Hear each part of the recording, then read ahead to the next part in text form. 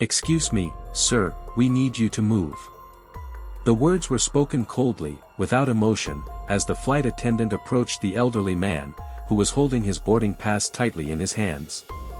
What she didn't know, what no one on this flight could have imagined, was that the man standing before her was a decorated war hero, a man who had faced death countless times for the very freedoms others took for granted.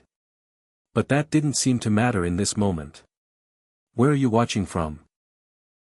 Drop a comment below, like, share, and don't forget to subscribe to the channel and ring the bell so you never miss a powerful story like this. Frank Carter, 89 years old, had lived a life of quiet sacrifice. His small frame, hunched with age, carried the weight of decades of service to his country, service that, on this flight, appeared to be forgotten. The young flight attendant, unaware of Frank's true identity, handed him a new boarding pass, reassigning his first-class seat to a cramped economy spot. As she spoke, the hum of the airplane and the soft rustle of passengers settling in seemed to grow distant, swallowed by the quiet humiliation hanging in the air. Frank nodded silently, folding the boarding pass in half as he made his way to the back of the plane. His stiff, arthritic legs protested each step, but his dignity carried him forward. He'd fought in 2 wars, the Korean War and Vietnam, and had earned the Silver Star, one of the highest military honors in the United States. But today, on this flight, the seat he had been assigned in the front of the plane, a courtesy extended by the very Congress that had invited him to speak on leadership, was stripped from him. As Frank slowly made his way to the narrow aisle of economy, no one noticed the small, silver star tucked into his pocket, a symbol of courage and sacrifice. To the other passengers, he was just another elderly man, one whose uniform had long faded and whose honor seemed invisible in a world obsessed with luxury and comfort. He squeezed into seat 47B, wedged between 2 passengers, the seat barely big enough for his frame. The discomfort was physical, but it was nothing compared to the insult that stung deeper, the realization that a lifetime of service had been reduced to this. Around him, people remained blissfully unaware. A teenager wearing headphones cranked up his music, oblivious to the man beside him. A woman in the seat next to Frank spilled her coat into his space, unaware or uncaring of the discomfort she was causing. Frank adjusted himself in the cramped seat but found no comfort. He reached into his shirt pocket and pulled out the silver star, staring at it for a long moment. It wasn't for display, never had been. It was a reminder, one of the few things he had left from the countless lives he had saved, from the moments of valor he'd endured. Yet today, that same star seemed irrelevant. The irony didn't escape him. Frank had served with courage, had faced bullets in enemy territory, and had lost brothers in arms who would never grow old. But now, as he sat in the back of the plane, he was treated like any other passenger, no different from the executives in first class who had never known sacrifice. He sighed quietly, closing his eyes for a brief moment. He had been through so much worse in his life, had faced death head-on more times than he could count. And yet, this moment, this insignificant, degrading moment, felt like a bitter reminder of how easily people forget those who have given everything. But what no one knew, what no one could have possibly imagined, was that this small act of humiliation would soon set in motion something far bigger, a chain of events that would remind the world of the respect, honor, and dignity veterans like Frank Carter truly deserved. Frank Carter, the 89-year-old Silver Star recipient, slowly made his way to the back of the airplane. Each step he took was a reminder of the decades of service he had given his country, and the toll that service had taken on his body. His knees creaked, his back ached, and yet, in this moment, he felt something that cut deeper than any physical discomfort, a sense of profound humiliation. He had served in both the Korean and Vietnam Wars, seeing the worst of humanity and yet emerging from it with a quiet dignity that had earned him the Silver Star. It wasn't a decoration he wore with pride or flaunted in front of others. The medal, tucked inside his pocket, was a reminder of the men he had lost, the lives he had saved, and the battles fought far from home. But here, in the cramped aisles of a commercial flight, that medal felt like a relic, one that no one cared about.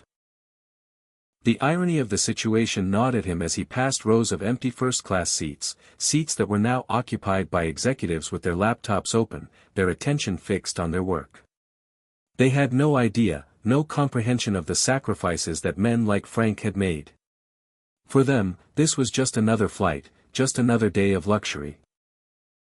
He glanced back at the seat that had been assigned to him, 5A in first class, a gift from Congress, a small gesture of recognition for his years of service. But that gesture had been stripped away, replaced with a seat in the back of the plane, a place where the cramped conditions would cause him discomfort and where no one would acknowledge the decades of his sacrifice. As Frank squeezed into the narrow seat of 47B, he could feel the eyes of the other passengers on him. He wasn't just a man in uniform anymore. He was a relic. A man who had lived through wars, through pain, through loss, but who had long since been forgotten by the very people he had once fought to protect. The teenager to his left, the woman to his right, all seemed oblivious to the weight he carried. The loud music in the teen's headphones, the constant shifting of the woman's coat into his space, all of it added to the weight of his isolation.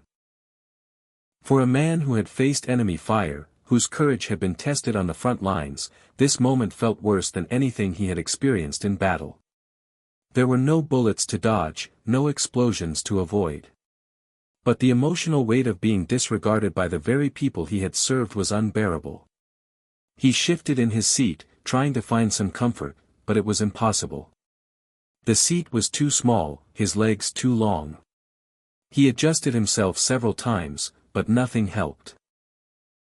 The discomfort was physical, yes, but more than that, it was emotional. The silver star in his pocket felt like a distant memory now, a part of a life that had long since faded into the background. Lauren Mitchell, the flight attendant, walked past him again, avoiding eye contact. She was busy checking seat belts, making sure the passengers followed the rules, but she wasn't interested in making sure Frank was comfortable. She was simply doing her job.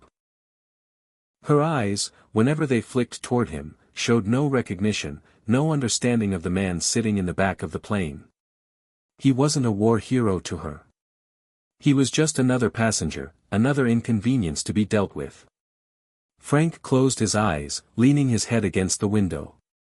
He could still hear the hum of the plane, the bustle of the other passengers, the chime of the seatbelt sign turning on.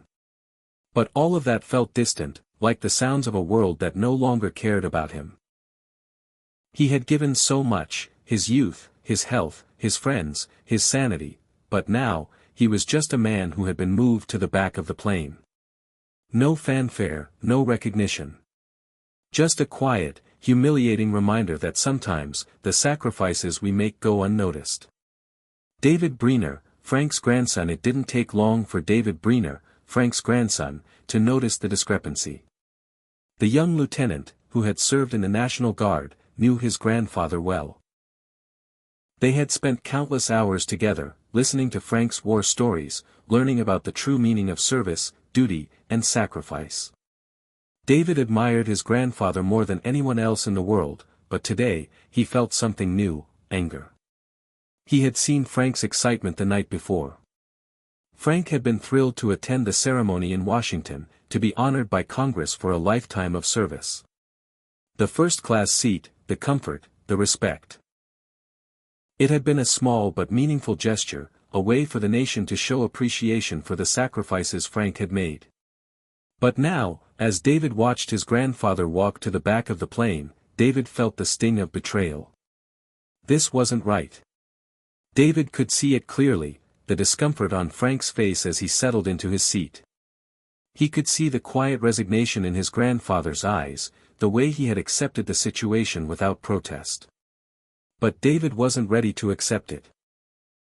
He couldn't stand the thought of his grandfather being treated like this, especially after everything he had done for the country. The call for justice. David's fingers trembled as he pulled out his phone. He scrolled through his contacts, his mind racing. Who could help?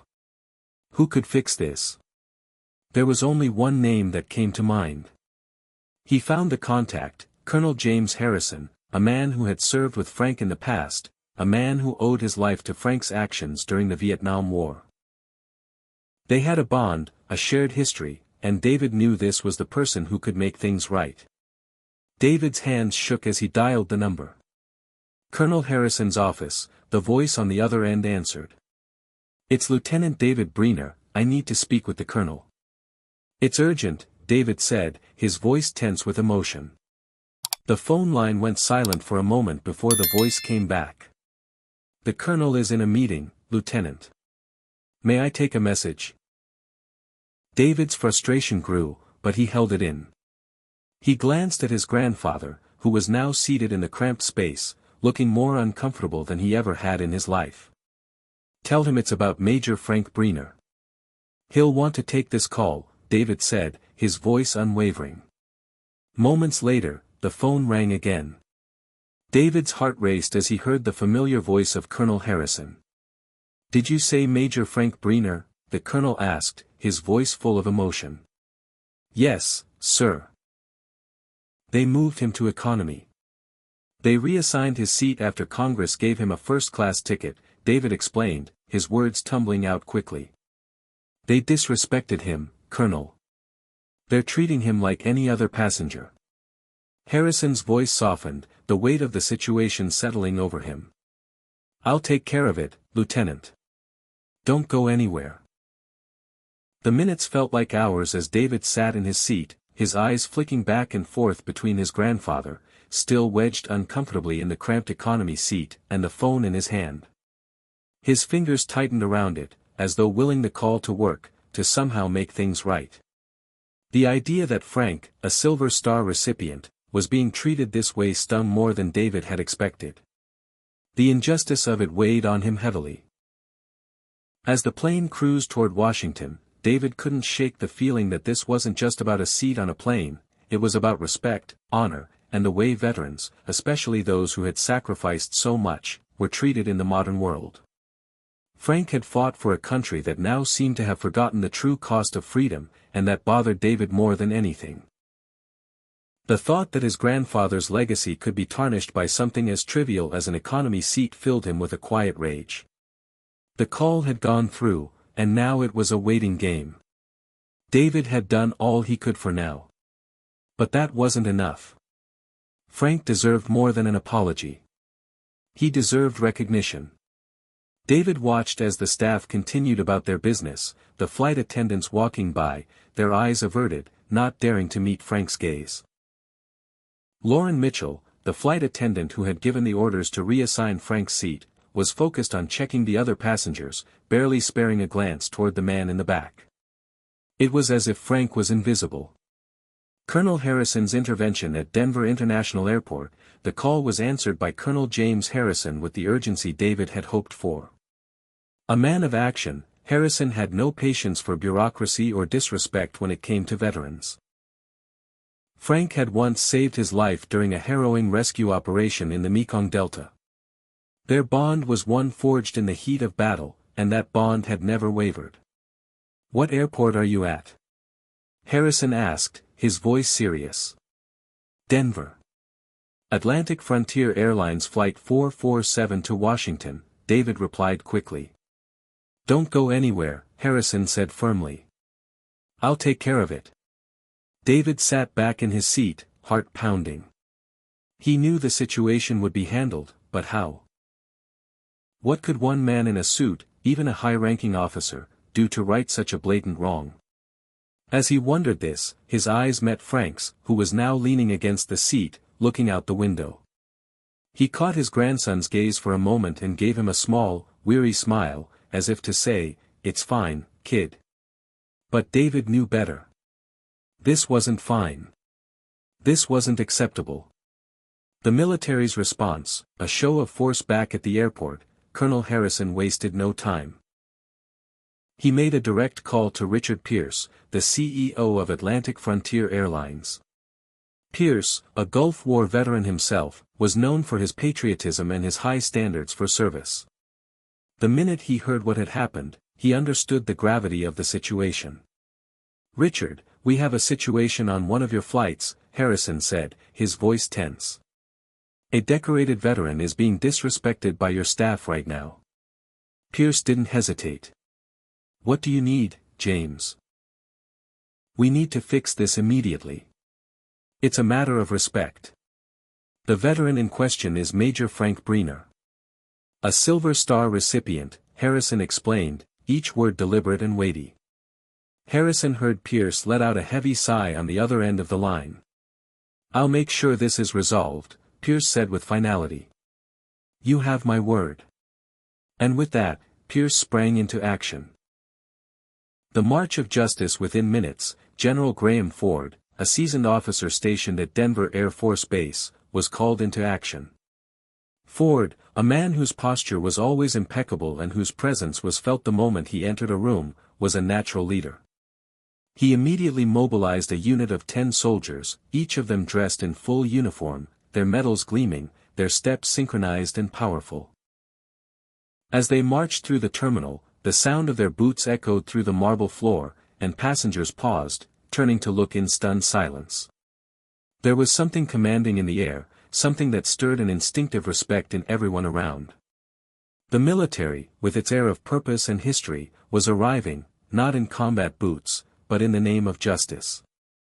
The group moved through the terminal with precision, like a wave of purpose cutting through the crowd.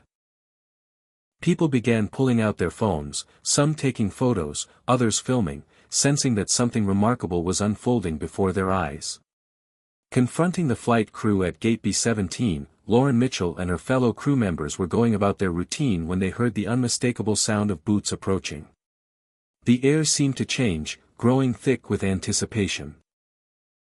When General Ford and his team entered, their uniforms sharp, their movements precise, it was clear this was no ordinary airport visit. Lauren's heart dropped when she saw the general approach her. "Who's in charge of this flight?" General Ford's voice rang out, filled with authority. Lauren's eyes widened, her throat tightening. She stepped forward hesitantly. "I'm the lead flight attendant, sir." General Ford's gaze didn't soften as he asked, "Where is Major Frank Briner?" "He's already on board," Lauren replied, her voice betraying her unease. Ford's expression hardened, his next words cutting through the air like a blade. "What seat is he in?" 47B, she replied, her voice small and defensive. Ford closed his eyes for a brief moment, clearly taking in the situation.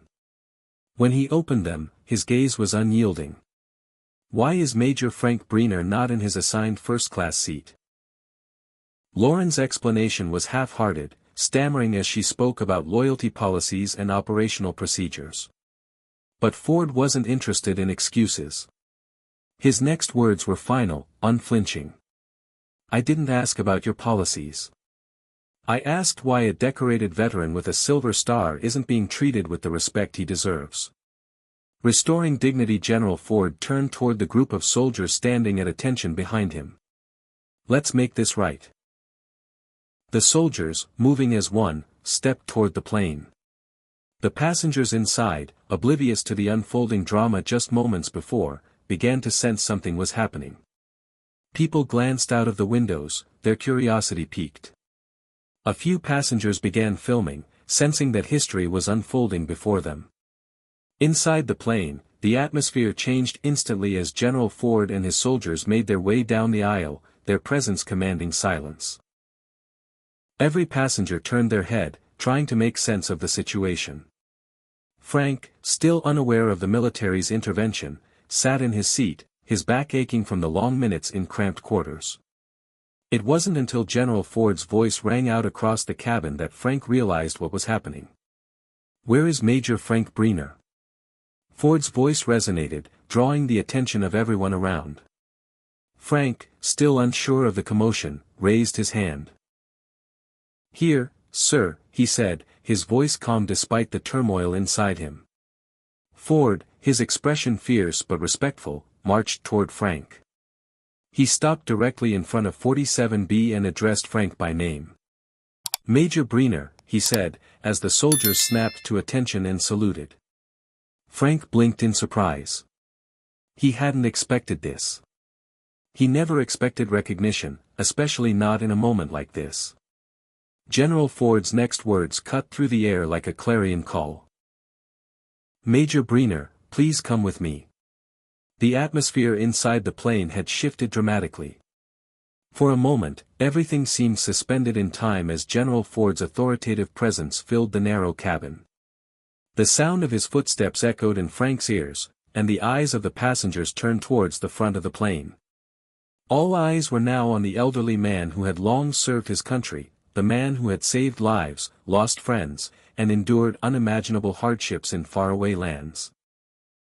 Yet here he was, forced into a cramped seat in the back of the plane. General Ford's gaze locked onto Frank's, his expression now softer, filled with genuine respect. He didn't need to say much to convey what he was about to do, Frank knew it instinctively. Without hesitation, Ford extended his hand to Frank. "Major Briner," he said, his voice full of reverence, "on behalf of the armed forces, I offer my sincerest apology for the way you've been treated today." Frank, still in disbelief, blinked and slowly stood up from the seat that had caused him so much discomfort. His knees creaked, his back groaned in protest, but the gesture of standing felt important. It was like he was reclaiming his dignity, something he had given away so easily before. As he rose, the soldiers who accompanied General Ford snapped to attention and saluted him. Frank's heart swelled with emotions he hadn't anticipated. This wasn't about the seat or the treatment he'd received. This was about the recognition of his worth, not just as a veteran, but as a human being who had dedicated his life to service. "It's really not necessary, General," Frank said, his voice calm but tinged with quiet gratitude. "No, Major, it absolutely is," Ford replied firmly. "You have given so much to this country, and it's our duty to ensure you are treated with the respect you deserve." Frank followed the general down the narrow aisle of the plane. His legs were stiff, and he could feel the eyes of the passengers watching, all of them now fully aware of what had happened. The contrast between the cramped seat in economy and the open space of the first-class cabin loomed large in Frank's mind. But more than the physical discomfort, it was the emotional strain that weighed on him. The people on this plane, these passengers, had no idea who he was. To them, he was just another old man. But not anymore. As they reached the front of the plane, General Ford gestured to the first-class seat that had originally been assigned to Frank. "Your seat, Major," he said, his tone final. Frank slowly sat down, his back finding relief from the long minutes spent cramped in the economy seat. His legs stretched out, and he felt an almost overwhelming sense of ease as the seat embraced him properly. For the first time since he had boarded the flight, Frank felt something close to comfort. His fingers reflexively reached for his small carry-on bag, and with a gentle sigh, he placed it in his lap. "Thank you, General," Frank said softly, but the gratitude in his voice was palpable. Ford, despite his higher rank, stood at attention in front of Frank, saluting him. "It's the country that thanks you, Major. For your service. For your sacrifices." The soldiers who had followed General Ford onto the plane also saluted. For a moment, the entire cabin seemed to hold its breath, the weight of the moment settling in. The impact on the passengers, the silence that fell over the cabin after the military's departure was unlike anything the passengers had ever experienced. The tension that had hung in the air earlier was now replaced with a quiet reverence. No one spoke. It was as if the atmosphere had shifted, and every person on board now shared a collective understanding. David Briner, still seated a few rows ahead, caught his grandfather's eye and smiled discreetly. He had witnessed the entire event unfold and couldn't help but feel a wave of pride for his grandfather. Frank had been through so much in his life, and while he had always been a humble man, this was a moment that deserved recognition. The passengers, who had once ignored Frank or failed to notice his presence, were now filled with admiration. One by one, they began to speak up, offering their gratitude for his service. The middle-aged man seated in the front row, who had been quietly observing the scene, turned slightly and said, "Sir, I just wanted to say thank you for your service." A woman, who had been sitting in the row ahead of Frank, nodded in agreement. "I'm so sorry for what happened to you," she added, her voice sincere. Even the teenager who had been listening to loud music throughout the flight, who had been completely oblivious to Frank's presence, took off his headphones and looked up. He gave a silent nod toward Frank, his expression filled with newfound respect. David leaned toward Frank, his voice low but full of pride. "How do you feel, Grandpa?" Frank glanced out the window at the soldiers still visible through the terminal. Their formation was intact, their movements flawless as they walked away from the plane. He sat back in his seat, taking in the moment. It was clear that his thoughts were deep, heavy with years of service, loss, and sacrifice. "You know, David," Frank began, his voice low but steady, "for a moment there, I thought my country had forgotten me. But now, I realize that it hasn't. Maybe not in the way I expected, but it hasn't forgotten." David smiled softly, understanding the quiet depth of his grandfather's words. He had seen Frank endure much in his life, both on the battlefield and off. But today, something had shifted. Not just for Frank, but for everyone on this plane. The apology later, as the plane continued its descent toward Washington, the tension that had been present when the military entered the cabin slowly melted away. Frank looked out of the window once more, reflecting on the events of the day. He hadn't expected to find dignity in the smallest of actions. He hadn't expected his life to become a lesson for the passengers on this flight, but it had. And in a way, that was more powerful than any recognition he had received before. As the plane touched down in Washington, Lauren Mitchell, the flight attendant who had been the cause of Frank's earlier humiliation, approached his seat with hesitation in her steps. She had watched the entire sequence of events, and her own sense of guilt was overwhelming. She stopped at Frank's seat, her hands trembling as she spoke. "Mr. Briner, I wanted to apologize. I had no idea who you were. I'm so sorry." Frank looked up at her, his expression still calm, but his eyes softened with understanding. "Miss, the problem wasn't that you didn't know who I was," Frank said, his voice steady. "The problem was that you didn't treat an elderly man with basic dignity, regardless of who he might be." Her face flushed with embarrassment, and she nodded slowly, realizing the weight of his words. "You're right," she said softly. "I'm truly sorry. I will learn from this. I promise." Frank gave her a kind, yet firm, nod. "I accept your apology, but I hope you take this lesson with you," he said quietly. "I hope you learn to treat everyone with the respect they deserve. Not just the ones you know, but everyone." The plane touched down in Washington, D.C. just as the sun dipped below the horizon, casting the city's skyline in shades of amber and gold. The day's events had unfolded in a way none of the passengers could have ever anticipated. The silence that had settled over the cabin after General Ford's intervention lingered long after the plane landed. Passengers disembarked quietly, many offering respectful nods to Frank as he walked past them with his grandson by his side. Frank could feel the weight of the moment, but he didn't let it show. He had lived through more than enough to know that action spoke louder than words. The true meaning of respect, he understood, was not found in grand gestures but in the quiet dignity of everyday life.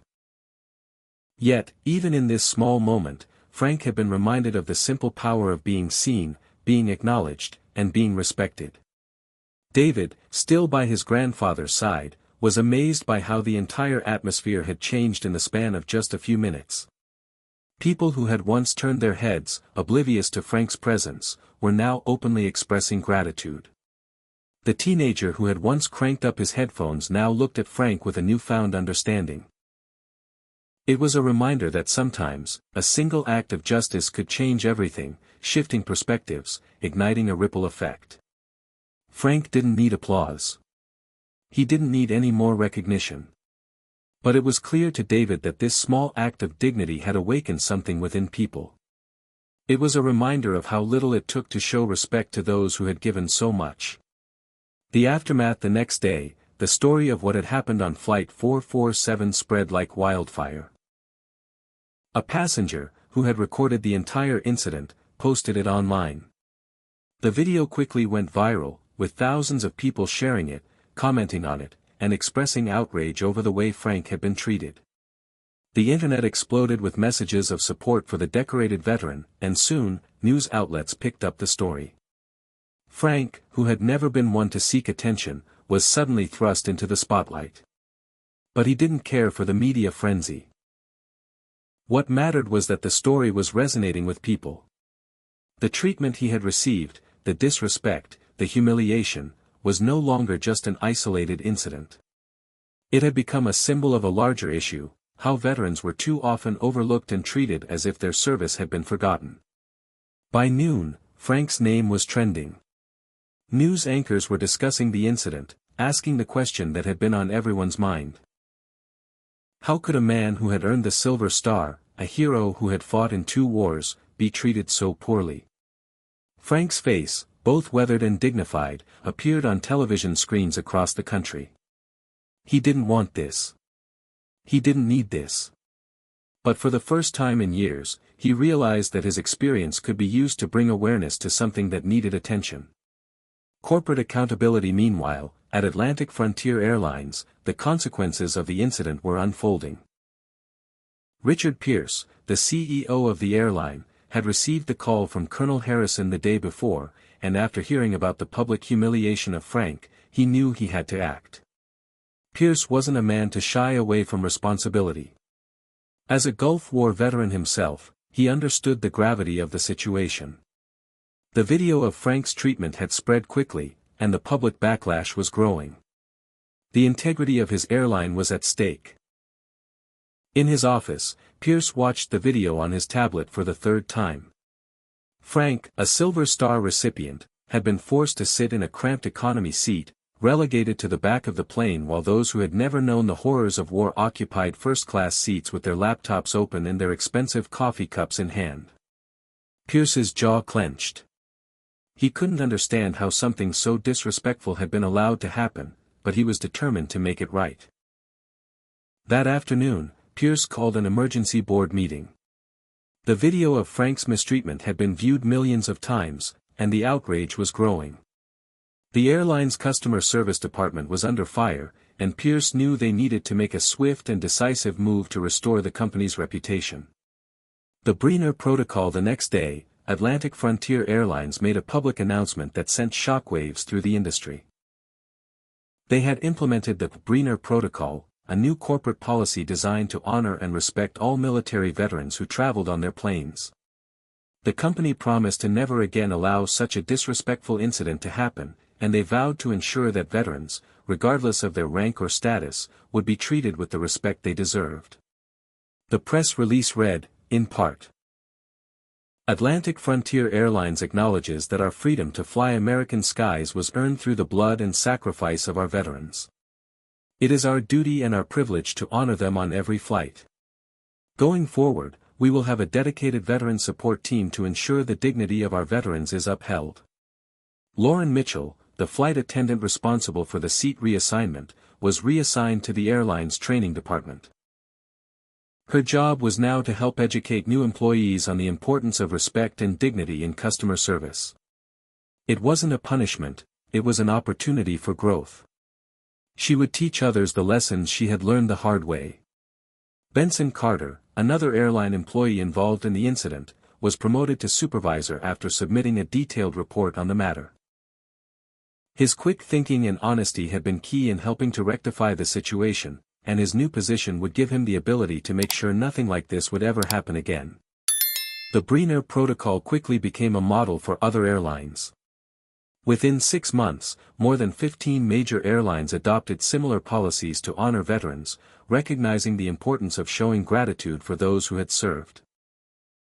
Frank's experience, while painful, had sparked a national conversation about how we treat our veterans, and it was changing the way people thought about service, sacrifice, and respect. Frank's moment in the spotlight. The final chapter of this story took place in Washington, D.C. at the congressional ceremony Frank had been invited to attend. As Frank stood before the gathered lawmakers and veterans, the weight of his journey was palpable. He had endured more than most could imagine, and yet, here he was, sharing his experiences with those who had never fully understood the sacrifices that veterans made. With the Silver Star resting in his hand, Frank addressed the audience, members of Congress, fellow veterans, and my fellow Americans, Frank began, his voice steady but filled with emotion, this medal doesn't make me better than anyone else. It stands for something we should all remember. Sometimes we fight not for personal glory, but to protect the values that define us as a nation. He paused, looking out at the faces before him, many of whom were silently nodding in agreement. In Vietnam, I learned that real courage isn't the absence of fear, it's doing what's right, even when it's hard. I'm not here to ask that veterans be treated as special. I'm here to remind you that respect, dignity, and gratitude aren't privileges we grant to a few. They are the values that define us as Americans. Frank's words echoed through the hall. The applause started slowly, but soon, everyone in the room was on their feet, clapping, not just for Frank, but for the values he stood for. As Frank Breener's story spread across the nation, the reverberations of that one moment on Atlantic Frontier Airlines Flight 447 began to be felt in ways no one could have predicted. Frank, who had spent decades living in quiet dignity, had unknowingly become the catalyst for a movement that would change how veterans were treated not only by airlines but by society as a whole. His moment of humiliation had turned into an undeniable force for change, one that no one, least of all Frank, could have anticipated. A change in the air across the country, the response to Frank's story was overwhelming. Social media exploded with support. Veterans, some of whom had been silent for years, now found their voices. The hashtag #RespectOurVeterans trended nationwide, and stories of mistreated veterans from all walks of life flooded online platforms. People from all backgrounds shared their stories of veterans who had been overlooked, ignored, or treated with disrespect in ways that echoed Frank's experience. Veterans organizations, too, began to take note of the public outcry.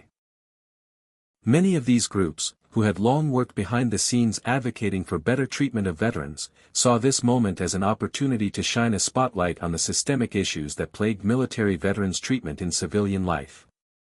John Miller, a Navy veteran and president of the National Veterans Association, issued a statement that resonated with countless others: "What happened to Major Frank Breener could have happened to any one of us. This isn't just about one flight, one airline, or one mistake. This is about recognizing the dignity of all those who served, and it's long overdue." A personal reflection. As Frank reflected on the attention his story had garnered, he couldn't help but feel a deep sense of unease. It wasn't that he didn't appreciate the recognition, it was just that Frank had never sought out accolades. His entire life had been spent serving others, doing what needed to be done without ever expecting a reward. But in the days following the incident, he couldn't deny that the recognition had triggered something within him, a deep, internal pride for the very values he had lived by all these years. Frank sat in his small apartment that evening, staring out the window at the glow of the city lights below. He thought of the battles he had fought in the past, the friends he had lost, and the moments when he had felt invisible, those moments when he had returned home and wondered if his sacrifices had been for nothing. In those early days after Vietnam, and even after the Korean War, he had often questioned whether anyone truly understood the cost of war. Now, as his story was being told across the country, he realized that his mission had never truly been about recognition. It had always been about doing what was right, even when it wasn't easy. And as Frank watched the world change before his eyes, he began to understand something profound: his silence had spoken louder than any words he could have said. His example had become a beacon, and though it had taken a long time, the country had finally started to listen. The corporate shift. Within a week of Frank's incident, Atlantic Frontier Airlines saw a surge in both support and criticism. While the airline had been praised for implementing the Breener Protocol, the larger question of veterans' treatment in all industries became impossible to ignore. In boardrooms across the country, corporate leaders started taking a hard look at their own policies toward veterans. Richard Pierce, the CEO of Atlantic Frontier, had taken personal responsibility for the airline's failure to treat Frank with the respect he deserved. But now, with the Breener Protocol in place, he knew the work wasn't over. He called an emergency meeting with his senior executives and customer service leadership team. The goal was clear: ensure that veterans received the treatment they deserved, not just on their flights, but across all areas of service. "We have to take responsibility for this incident," Pierce said, addressing the room. "But beyond that, we have to take responsibility for how we treat all veterans, not just in times of crisis but every day. We've lost sight of the importance of this issue, and it's time we make it right." As Pierce spoke, the board members nodded in agreement, understanding the broader implications of this decision. They were not just addressing the misstep with Frank, they were addressing a cultural issue, one that had been brushed aside for too long. One of the board members, a former Navy officer, stood up. "It's more than just policy. It's about how we conduct ourselves as a company. We need to integrate respect for veterans into our core values, and it starts today." That day, the airline's customer service manual was updated to include a new directive: all veterans, regardless of their rank or background, would be given priority when flying with Atlantic Frontier. Every staff member would be required to complete training on the importance of respecting veterans, with a focus on understanding the sacrifices they had made for the country. A wider impact. The ripple effect of Frank's story didn't stop with the airline. Soon after, other corporations followed suit. Within months, over 15 major companies, including other airlines, hotel chains, and restaurants, announced that they would adopt similar policies to honor veterans and ensure that they were treated with the dignity they deserved. Perhaps most notable was the shift in public sentiment. For years, veterans had been seen as a largely invisible group, heroes in history books, but not often in the lives of everyday Americans. But now, as Frank's story spread, people began to understand the importance of recognizing those who had served. Local businesses, schools, and even government agencies started initiating their own small programs of recognition, everything from veteran discounts to special ceremonies honoring veterans in their communities.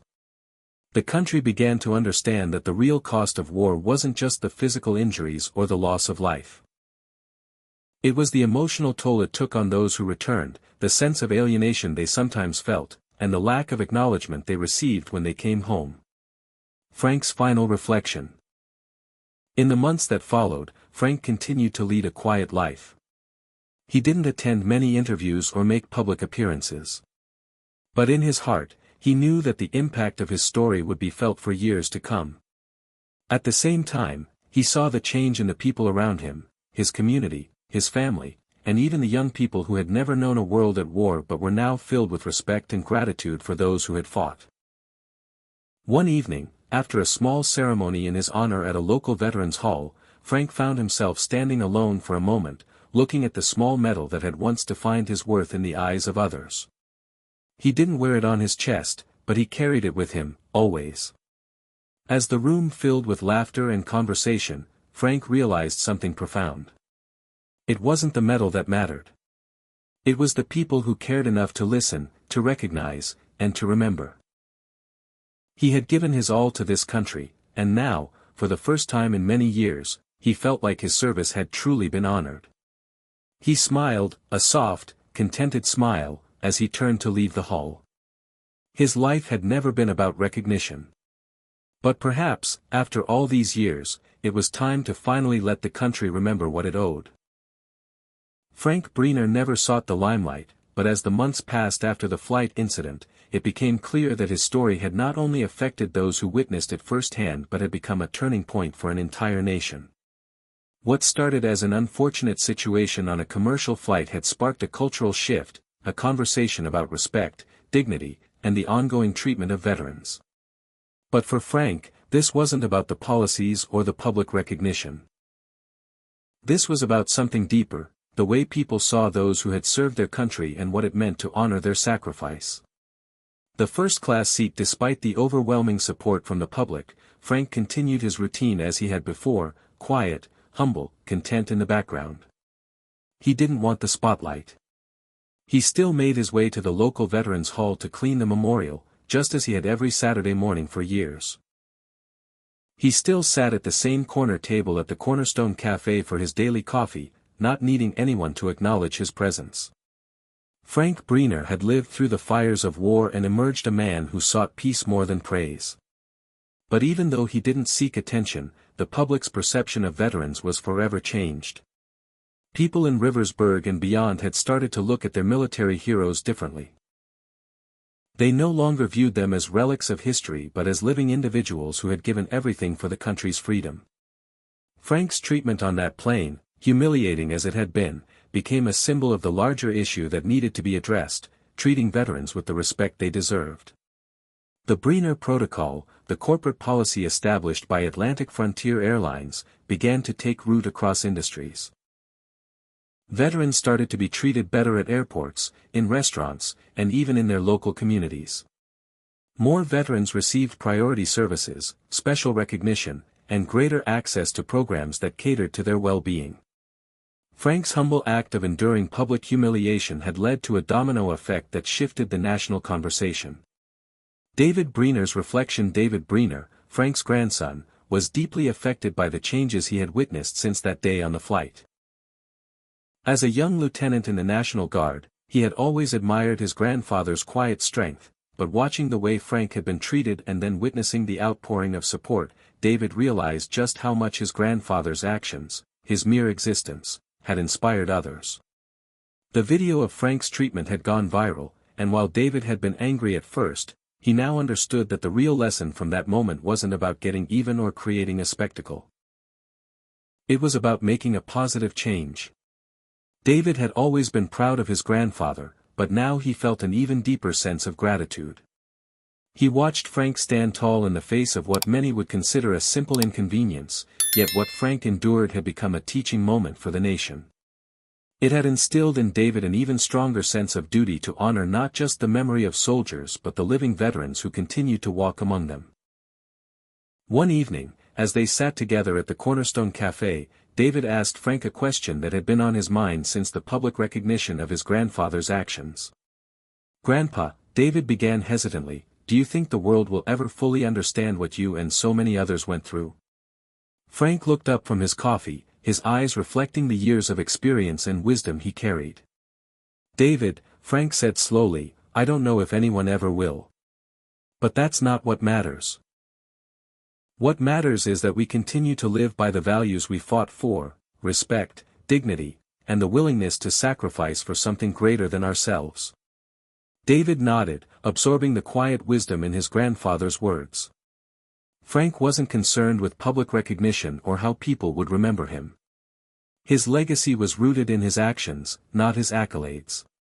His real legacy was the respect he showed to others and the lesson he imparted about humility, sacrifice, and honor. A shift in public perception. It wasn't just Frank who had changed through this process, society had, too. The Brenner Protocol was more than just a policy, it was a movement that swept across industries and communities.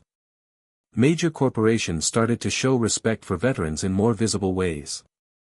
Discount programs for veterans, priority boarding, special recognition ceremonies, these were just the beginning. But it wasn't just the companies that changed. The people did, too. In Riversburg, for example, the local high school began a tradition where students volunteered to clean the memorial each year in honor of the veterans who had served their country. The small town that once overlooked the sacrifices of its heroes had become a place where the living veterans, like Frank, were embraced and celebrated. And it wasn't just Riversburg. Communities all over the nation began to recognize that veterans' sacrifices should never be taken for granted. In Washington, during the annual Veterans Day ceremony, Frank was invited to give a speech on leadership and service. As he stood before a crowd of veterans and their families, Frank felt the weight of his words more than ever. It wasn't about the Silver Star or the medals. It wasn't about the years he had spent in combat or the lives he had saved. It was about the simple truth that all veterans, like him, had given everything they had for their country. And it was time the country began to give something back. "Service is not about glory," Frank began, his voice steady and sure. "It's not about the medals or the honors. It's about doing what needs to be done when the time comes, no matter how hard or how impossible it may seem. I'm not here to ask for special treatment. I'm here to remind you that the respect we give to those who served is what defines us as a nation. It's not just about thanking someone for their service. It's about understanding that they gave their best, and that's something we should never take for granted. The applause that followed was deafening, but for Frank, it wasn't about the claps or the cheers. It was about the message, one that was finally being heard. Veterans, once invisible and forgotten, were now being recognized for the true heroes they were. And Frank's humility and service had been the spark that ignited this change. The lasting change in the months following the implementation of the Briner Protocol, many airlines, hotels, and businesses across the United States publicly adopted similar policies. The country was shifting, evolving. Veterans began to see the tangible results of their service reflected in the way they were treated. And as that shift took hold, it extended beyond the corporate world into the hearts of everyday Americans. Frank Briner's experience, while rooted in a moment of humiliation, had catalyzed a cultural revolution. People were talking about veterans, not just as heroes of the past but as living, breathing individuals whose experiences were integral to the fabric of the nation. There was no longer any room for indifference or ignorance.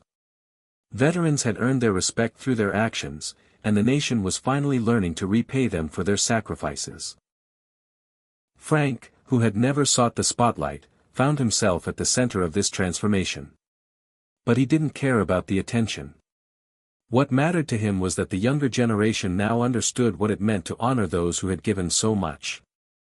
What mattered was that his story had sparked a much-needed conversation, and that conversation was finally being heard. And as he walked out of the ceremony in Washington, with the cheers of the crowd fading behind him, Frank felt something that had eluded him for years: peace. Not the kind that came from medals or accolades, but the kind that came from knowing his service had made a difference, and that the country he had fought for was finally recognizing it. The buzz of national attention surrounding Frank Briner had, for the most part, faded into a quieter, more lasting change. It wasn't just the companies that had adopted the Briner Protocol or the memorial ceremonies that were now commonplace.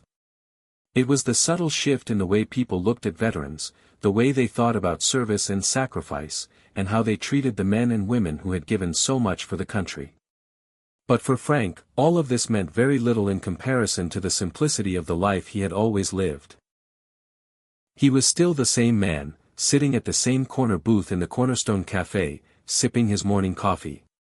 He still walked past the same Veterans Memorial on his way to work, cleaning the pictures of the fallen and tending to the small, simple vases of flowers he placed there every week. What had changed was how people treated him, and more importantly, how they treated each other. Frank's return to routine. Frank wasn't one for fanfare. The spotlight had never been a part of his life, and he didn't need it now. Despite the accolades, the public speeches, and the media attention, Frank found peace in the simplicity of his daily routine. He still woke up early every morning to the smell of fresh coffee brewing, still donned his old khaki pants and military cap, and still made his way to the cafe, where Dolores, the waitress, always knew what he wanted without him having to speak a word. It was the little things, the quiet moments, that brought him comfort. But as he sat in his usual seat one morning, the sound of the cafe door opening caught his attention. A man in a sharp suit entered, looking around the room before spotting Frank in the corner.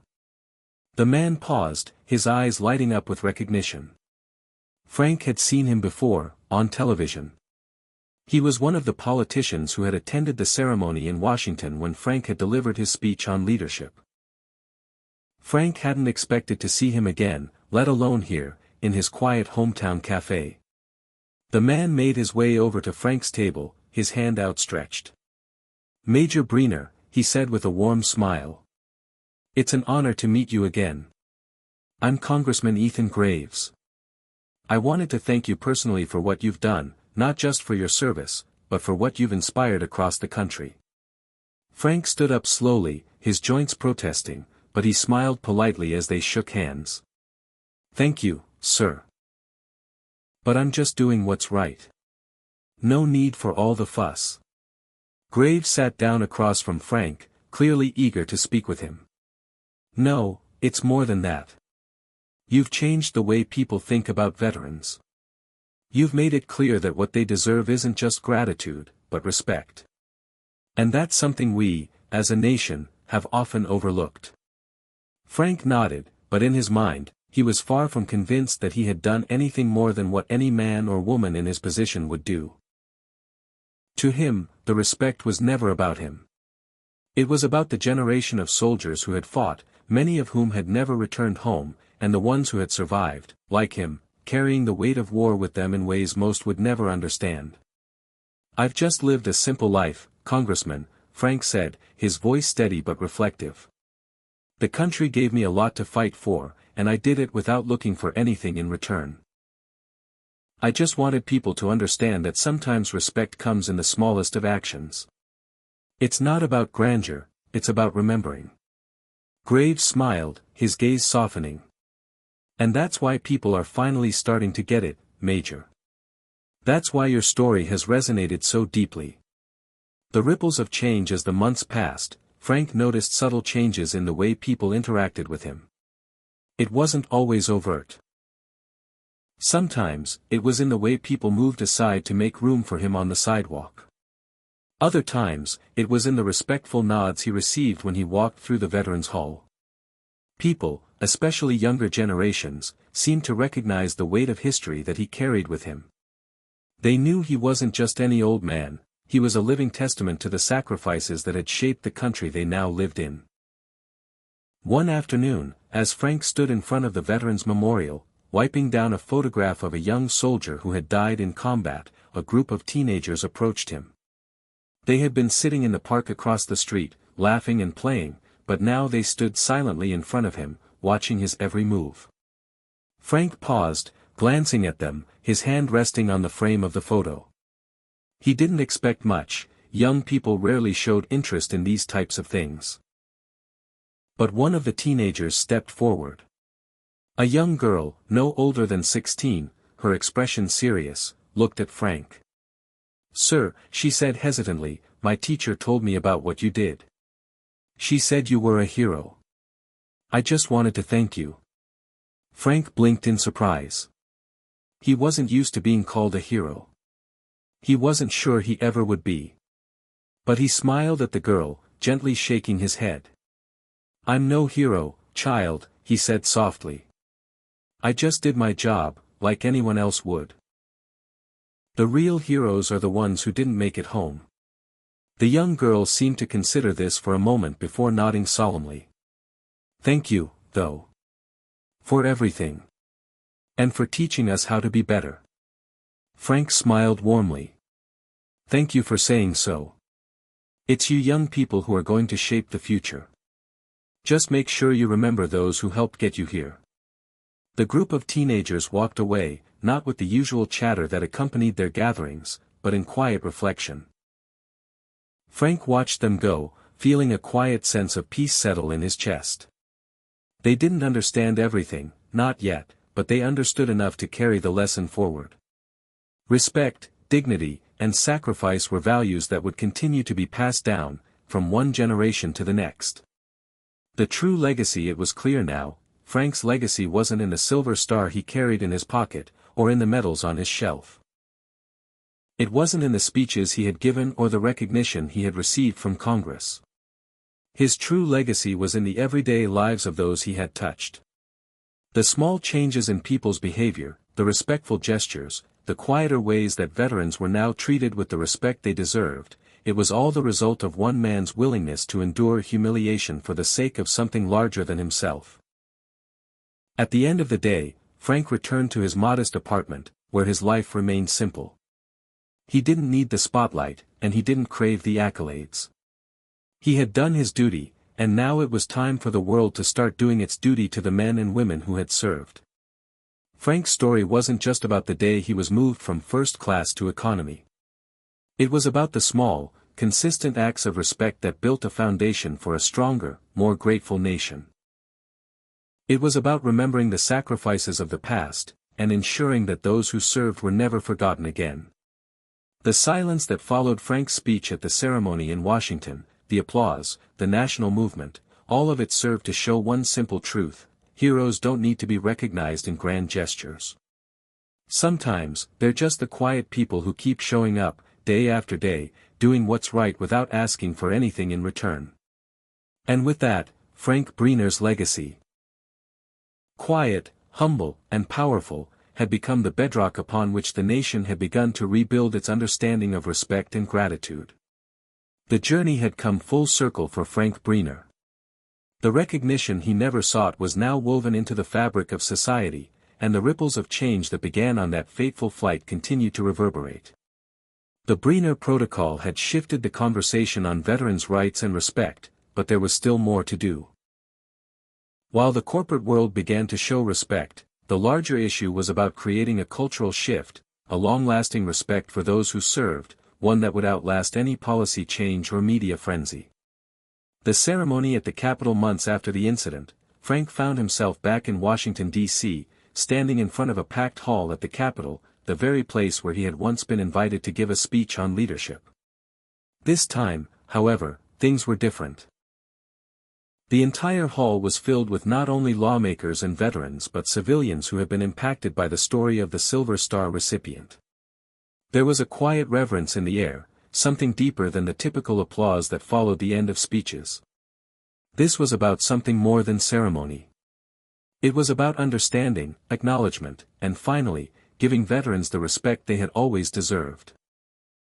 The ceremony was held in Frank's honor, but as he walked up to the podium, it wasn't the cheers that caught his attention, it was the silence. A silence that had come to represent the respect that veterans had earned, and the dignity they had always been owed. Frank, standing there, finally recognized the profound impact he had made. His speech, once again, was not about the accolades. It wasn't about the Silver Star. It was about the ongoing journey of the country to truly honor its veterans. Not just in grand speeches, but in everyday actions.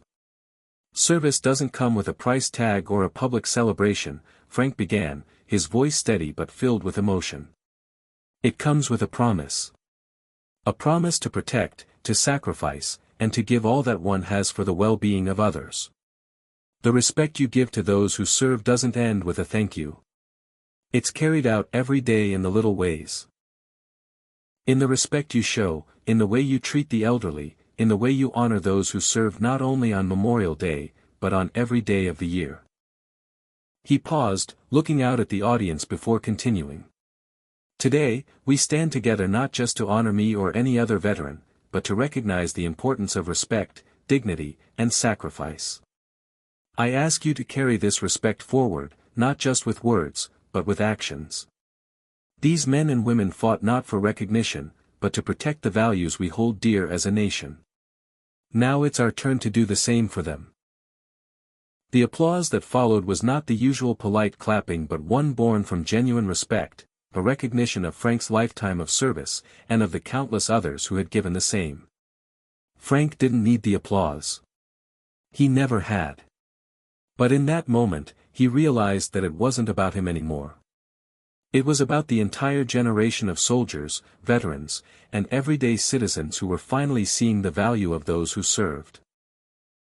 The wider movement in the months that followed Frank's speech, the movement that had been sparked by his mistreatment on Flight 447 continued to grow.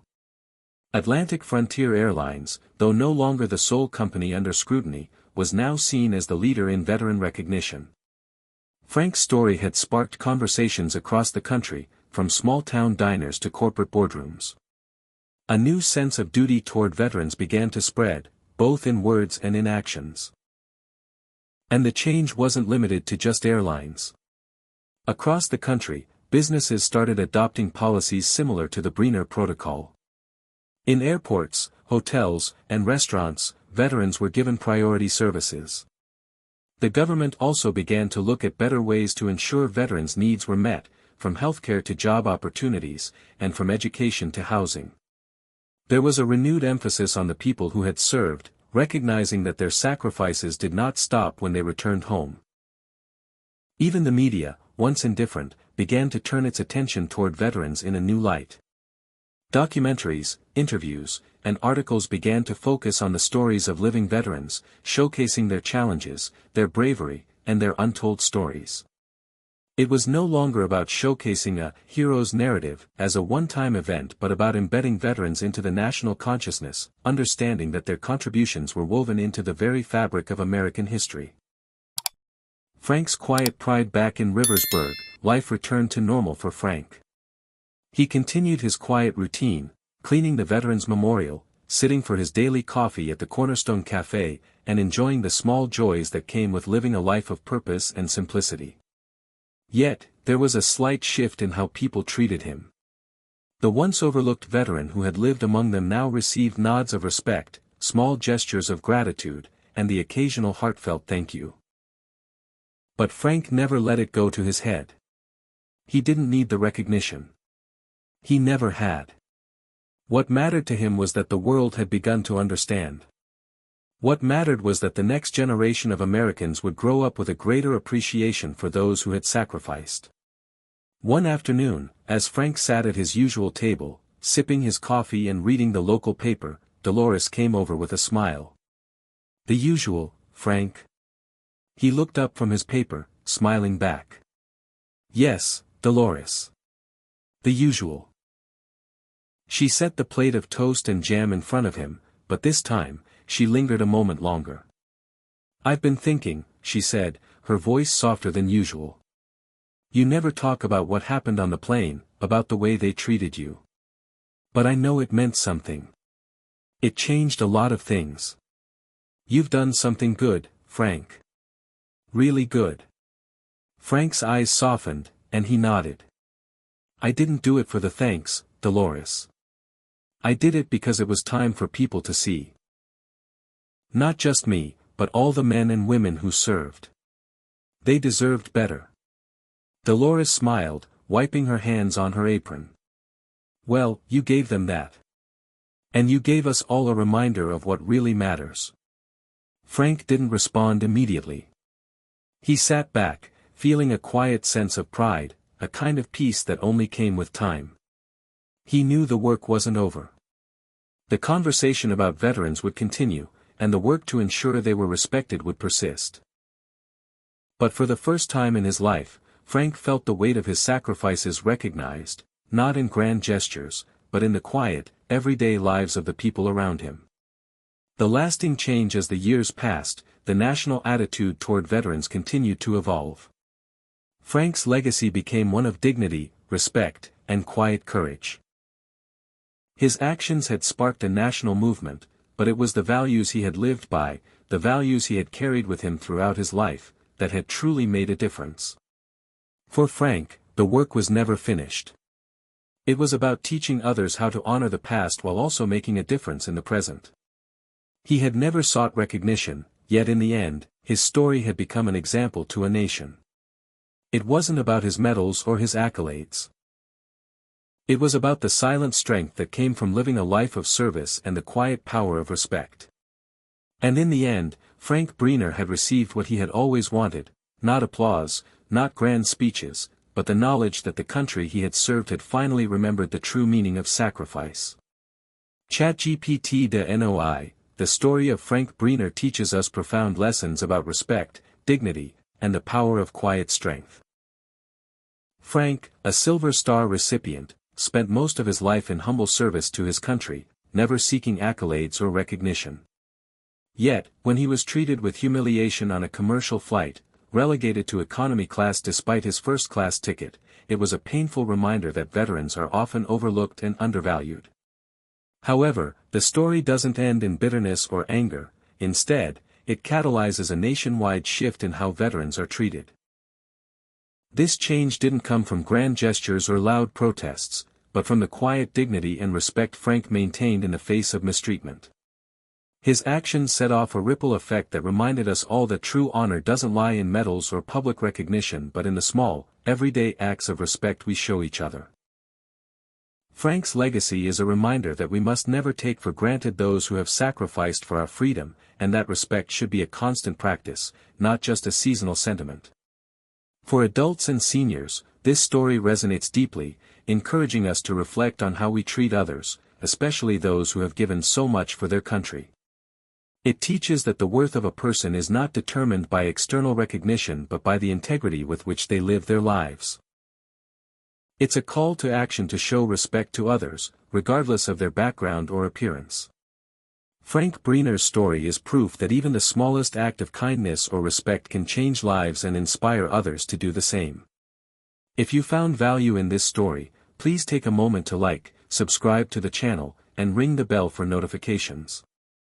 Your support helps us continue sharing these meaningful stories that resonate with us all. Thank you for watching.